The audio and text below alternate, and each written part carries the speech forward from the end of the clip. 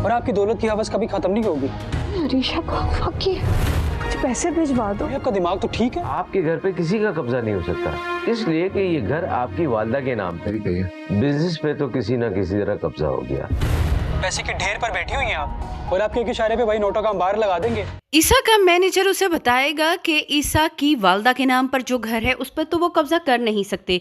भले ही उन्होंने कारोबार और तमाम जायदाद पर कब्जा कर लिया है, लेकिन उस घर पर अभी भी वो कब्जा नहीं कर सकते, और इस घर के डॉक्यूमेंट्स की एक कॉपी उसके पास मौजूद है। इसीलिए ईसा को चाहिए कि वो अपने घर वापस चला जाए। सबाहत भी ये सुनकर काफ़ी खुश होगी, और ईसा भी।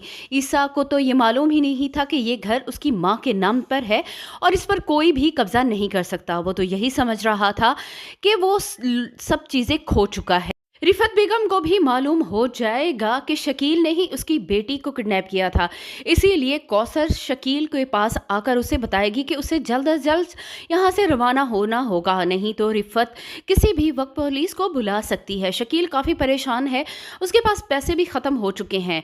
कौसर यहाँ पर शकील को अच्छी खासी बड़ी मोटी रकम देगी। दूसरी तरफ रिफत बेगम के हालात पहले से भी बदतर हो चुके हैं। उसके पास अब पैसे भी नहीं रहे।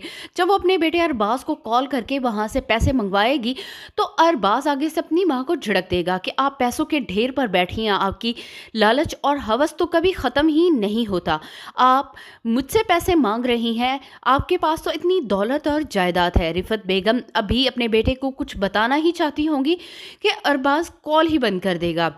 रिफत तो जैसे पाई पाई की मोहताज होकर रह चुकी है। अब उसे अंदाज़ा हुआ है कि ईसा जैसे होनहार बेटे को धोखा देकर उसने अपने बेटों को जायदाद तो दे दी, मगर अब उसकी इज्जत खुद दो कौड़ी की होकर रह गई है।